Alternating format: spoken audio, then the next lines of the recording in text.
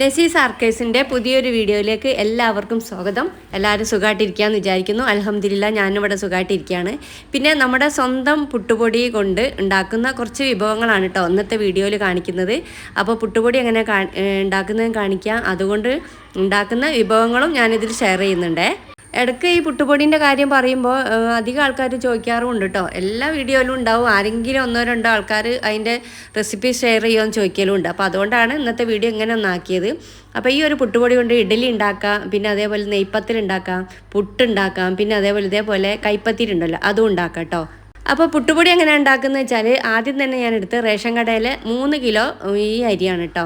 അപ്പോൾ അത് നേരത്തെ തന്നെ നല്ലോണം ഒന്ന് കഴുകിയതിന് ശേഷം വെള്ളം ഒഴിച്ചിട്ട് ഒരു മണിക്കൂറോ 1.5 മണിക്കൂറോ കുതിർത്ത് വെക്കാം. ഇനിയിപ്പോൾ 1.5 മണിക്കൂർ എന്നാണ്ട് 1 മണിക്കൂർ തന്നെ മതി കേട്ടോ. ഇനിയിപ്പോൾ അത് പറഞ്ഞിട്ട് നിങ്ങൾക്കൊരു കൺഫ്യൂഷൻ ആവണ്ട. പിന്നെ അതിലേക്ക് 2 കിലോ പച്ചരി വേറെ പാത്രത്തിൽ എടുത്ത് വെച്ചിട്ടുണ്ട്. അത് ഫസ്റ്റ് തന്നെ കുതിർക്കേണ്ട ആവശ്യമൊന്നുമില്ല.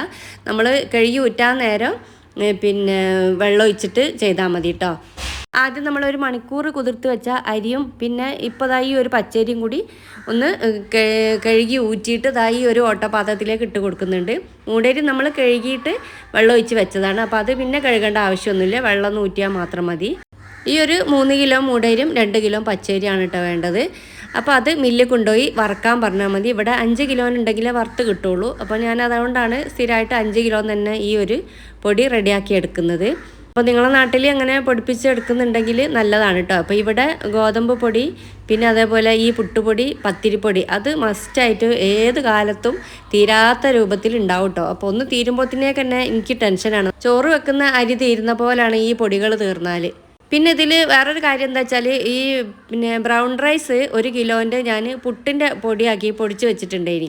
അപ്പോൾ എനിക്ക് മാത്രമേ കഴിക്കാമല്ലോ വിചാരിച്ചിട്ട്, പക്ഷേ അതിങ്ങനെ ഞാൻ തന്നെ കഴിക്കുന്നില്ല, എല്ലാവരും ഉണ്ടാക്കുന്ന തന്നെ കഴിക്കുന്നതിനെ കൂടെ ഞാൻ എന്ത് ചെയ്ത് ഈ ഒരു പുട്ടുപൊടി ഉണ്ടാക്കിയ കൂട്ടത്തിൽ ബ്രൗൺ റൈസിൻ്റെ പുട്ടുപൊടിയും ഞാൻ വറുത്ത് വെച്ചതിന് ഇതിപ്പോൾ 1 കിലോനൊന്നും അങ്ങനെ വറുത്ത് കിട്ടില്ല. അത് ഞാൻ ഈ ഒരു പുട്ടുപൊടിൻ്റെ കൂട്ടത്തിൽ ചേർത്തിട്ടോ. അതുകൊണ്ടാണ് ഈ ഒരു ചെറിയൊരു കളർ മാറ്റം.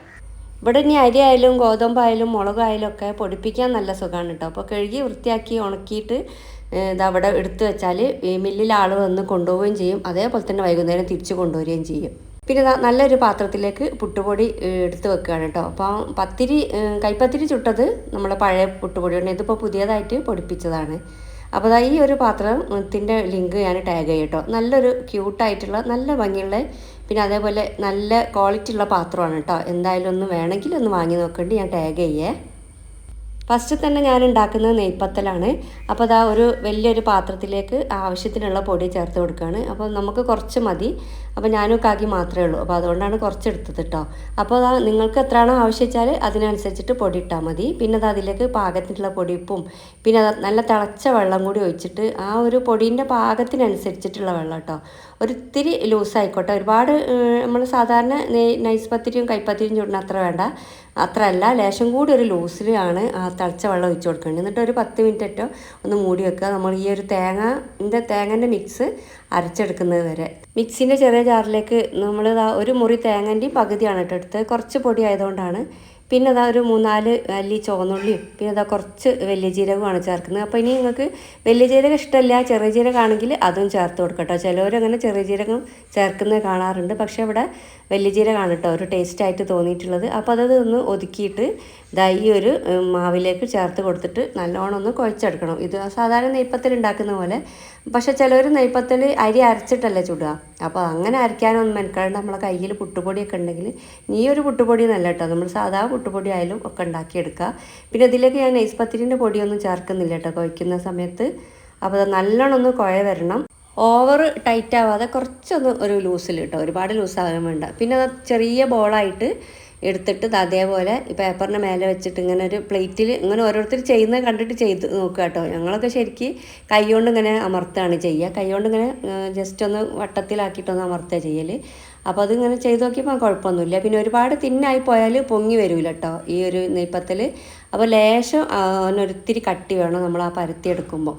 ഇപ്പോൾ ഇതാ കണ്ടില്ല, ഇത് കട്ടൻ ചായൻ്റെ കൂടെ നല്ല ടേസ്റ്റാണ് കേട്ടോ. പിന്നെ ഇതിന് ചിക്കൻ കറി വേണമെന്നൊന്നുമില്ല, എന്ത് കറീൻ്റെ കൂടെയും കൂട്ടാം. ഞാനിപ്പോൾ ഇന്നിപ്പോൾ അതാ അയലക്കറിയാണ്, രാവിലെ അയല മുളകിട്ടതാണ് കേട്ടോ, അതിൻ്റെ കൂടെയാണ് ഇത് കൂട്ടുന്നത്. അപ്പോൾ എന്തായാലും ഒന്ന് ട്രൈ ചെയ്ത് നോക്കട്ടെ. നല്ല ടേസ്റ്റ് വെച്ചാൽ നല്ല ടേസ്റ്റാണ്. നമ്മൾ മൂടേരിയൊക്കെ ആയതുകൊണ്ടാണെന്ന് തോന്നുന്നുണ്ട്, നമ്മൾ സാധാ മറ്റേ നെയ്പ്പത്തലിനെക്കാട്ടും ഒന്നുകൂടി ടേസ്റ്റായിട്ട് തോന്നിട്ടോ. ഞാനിപ്പോൾ ഇതിൻ്റെ ഒരു ഫാനാണ് നെയ്പ്പത്തലിൻ്റെ. അടുത്തതാ ഇഡ്ഡലിക്കാണ്. ഇഡ്ഡലിക്ക് ചില സമയത്ത് പച്ചരി ഒന്നും ഇല്ലെങ്കിലും നമുക്ക് ഇഡ്ഡലി ചുട്ടെടുക്കാം ഈ ഒരു പുട്ടുപൊടി വെച്ചിട്ട് തന്നെ. അപ്പോൾ അതിനായിട്ട് ഇതാ പാകത്തിനുള്ള ഉഴുന്നും കുറച്ച് ഉലുവയും ഞാൻ നേരത്തെ തന്നെ വെള്ളത്തിൽ കുതിർത്ത് വെച്ചിട്ടുണ്ട്. ഇനി അത് നല്ലോണം ഒന്ന് അരച്ചെടുക്കുക, നല്ല ഫൈനായിട്ട് തന്നെ അരയ്ക്കണേ. എന്നിട്ട് അതൊരു നമ്മളെ ഒരു മിക്സ് ചെയ്യുന്ന ഒരു പാത്രത്തിലെടുക്കുക. ഇഡ്ഡലിൻ്റെ മാവൊക്കെ മിക്സ് ചെയ്യുന്ന പാത്രം ഉണ്ടാവില്ല, അതിലേക്ക് ചേർത്ത് കൊടുക്കുക. പിന്നെ ഒരുപാട് വെള്ളം ആവണ്ട, നമ്മളൊന്ന് നോക്കിയിട്ട് വെള്ളം ചേർത്ത് കൊടുത്താൽ മതി. പിന്നെ അതാ നമ്മളെ ഈ ഒരു പുട്ടുപൊടി ഉണ്ടല്ലോ, നമ്മളിപ്പോൾ നേരത്തെ നെയ്പ്പത്തലുണ്ടാക്കിയ അതേ സെയിം പുട്ടുപൊടി തന്നെയാണ് ഇതിലേക്ക് ചേർത്ത് കൊടുക്കുന്നത്. ഇതിപ്പോൾ നമ്മളൊരു 4 ആൾക്ക് കഴിക്കാൻ വേണ്ടിയുള്ള അത്രയുണ്ട് കേട്ടോ. ശരിക്കും ഇവിടെ 3 ആളേ ഉള്ളൂ, 4 ആൾക്ക് കഴിക്കാമെന്നുള്ളൊരു പാകമാണിത്. ആ പൊടി നമ്മൾ ആവശ്യത്തിന് ചേർത്ത് കൊടുത്തിട്ട് നല്ലോണം ഒന്ന് മിക്സ് ചെയ്യുക. അപ്പോൾ ഇതിനനുസരിച്ചിട്ട് വേണം കേട്ടോ ഉഴുന്ന് ഇട്ട് കൊടുക്കാൻ. ഒക്കെ നമ്മൾ ഓരോരുത്തരെ മനോഗതിക്ക് അനുസരിച്ചിട്ട് ഇട്ട് കൊടുത്താൽ മതി. എന്നിട്ട് കൈ വെച്ചിട്ട് നല്ലോണം ഒന്ന് മിക്സ് ചെയ്തിട്ട് മൂടി വെച്ച് കൊടുക്കണം. പിറ്റേന്ന് രാവിലത്തെ ഒരു അവസ്ഥയാണ് കേട്ടോ അത്. പിന്നെ ഞാനിപ്പോൾ ഒരു 10 മണിയൊക്കെ ആയിട്ടുണ്ടാവും കേട്ടോ മിക്സ് ചെയ്ത് വെക്കുമ്പോൾ, ഒരുപാട് ലേറ്റായിപ്പോയി. പിന്നെ അതാ പിറ്റേന്ന് നല്ലോണം പൊങ്ങി വന്നിട്ടുണ്ട്. പിന്നെ പാകത്തിനുള്ള പൊടിപ്പാണ് ചേർക്കുന്നത്. കല്ലുപ്പ് ചേർത്താൽ എന്താ വെച്ചാൽ വല്ലാതെ ഒന്നും മിക്സായി കിട്ടൂല, പിന്നെ അതിങ്ങനെ കടിക്കും ചില സമയത്ത്. അതുകൊണ്ട് ഞാനിപ്പോൾ ഇങ്ങനത്തേനൊക്കെ പൊടിപ്പാണ് ചേർക്കൽ. എനിക്ക് കൂടുതലും കല്ലുപ്പ് ചേർക്കുന്നതാണ് ഇഷ്ടം. എല്ലാത്തിലേക്കും നമ്മൾ കല്ലുപ്പ് ചേർത്ത് അതൊരു കൈയളവായിട്ട് ഇങ്ങനെ വന്നിട്ടുണ്ട്. പിന്നെ മീൻ പൊരിക്കുന്നതിൽ ഉപ്പേരിയിൽ മാത്രമേ ഞാൻ പൊടിയുപ്പ് ചേർക്കാറുള്ളൂ, അതും ഉപ്പേരിയിൽ അധികം കല്ലുപ്പ് തന്നെ ചേർക്കൽ.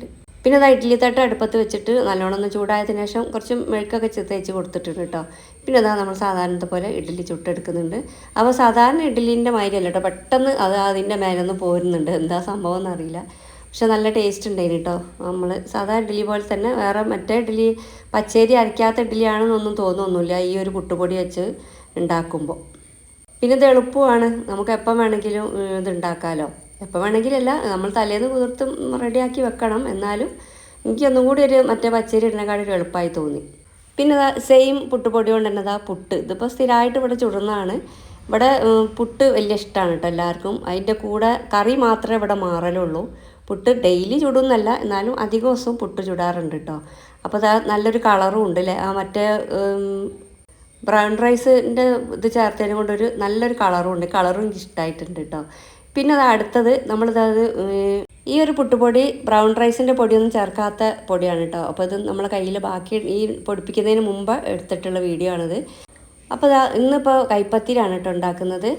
അതിനായിട്ട് ഒരു പാത്രത്തിലേക്ക് പാകത്തിനുള്ള പൊടി ഇട്ട് കൊടുക്കുന്നുണ്ട്. പാകത്തിനുള്ള വെച്ചാൽ അളവില്ലാത്തത്, നമ്മളിപ്പോൾ ചില വീട്ടിൽ 3 ആളുണ്ടാവും 4 ആളുണ്ടാവും, നമ്മളെ വീട്ടിൽ ഇപ്പോൾ 2 ആളേ ഉള്ളൂ, അവർക്ക് വേണ്ടിയിട്ടുള്ളതാണ് കേട്ടോ. അപ്പോൾ അതിലേക്ക് ആ ഒരു പൊടിയിലേക്ക് പൊടിപ്പിട്ട് കൊടുത്ത് ഇളക്കി കൊടുത്തതിന് ശേഷം തിളച്ച വെള്ളം ഒഴിച്ച് കൊടുത്തിട്ട് നല്ലോണം ഒന്ന് കുഴച്ചെടുക്കുക. ഇതും നേരത്തെ പറഞ്ഞ മാതിരി ഒരുപാട് ടൈറ്റായി പോകണ്ട, ഒരുപാട് ലൂസുമായി പോകണ്ട, പാകത്തിനുള്ളൊരു ഇതാണ് കേട്ടോ വേണ്ടിയത്. അപ്പോൾ അത് ഇതേപോലെ തന്നെ ഉരുളാക്കിയിട്ട് അതേപോലെ ഒരു പേപ്പറിൻ്റെ മുകളിൽ, ഒരു പ്ലാസ്റ്റിക്കിൻ്റെ പേപ്പറിൻ്റെ മേലെ വെച്ചിട്ട് ഇതേപോലെ ഒന്ന് പരത്തിയെടുക്കുക. ഇങ്ങനെ നമ്മൾ ചെറിയ ഉരുളല്ല, കുറച്ച് വലുപ്പത്തിലുള്ള ഉരുളാണ് കേട്ടോ പരത്തിയെടുക്കേണ്ടത്. ഉരുളെടുത്തിട്ട് പരത്തിയെടുക്കേണ്ടത്. പിന്നെ നമ്മളെ കല്ലിലിട്ടിട്ട് സാധാരണത്തെ പോലെ തന്നെ നമ്മൾ ഈ പത്തിരിയൊക്കെ ചുടുന്ന മാതിരി തന്നെ തിരിച്ചു മറിച്ചിടുക. ഫസ്റ്റത്തെ വേഗം മറിച്ചിടുക, പിന്നെ കുറേ സമയത്ത് ഇടുക. അങ്ങനെ നല്ല ടേസ്റ്റാണ് കേട്ടോ. ഇതും ഇതേപോലെ തന്നെ ഏത് കറീൻ്റെ കൂടിയും മാച്ചാണ്. പക്ഷേ ഒന്നും കൂടി ബീഫ് കറീൻ്റെ കൂടെയാണ് ഈ ഒരു കൈപ്പത്തിരി ടേസ്റ്റ്. ഇതൊക്കെ മുമ്പ് നമ്മൾ മൂടേരി വെള്ളത്തിലിട്ട് രാവിലെ തന്നെ അരച്ചെടുത്ത് ഉണ്ടാക്കുന്നതാണ്. അപ്പോൾ ഇന്നത്തെ വീഡിയോ അത്രയേ ഉള്ളൂ. Thanks for watching.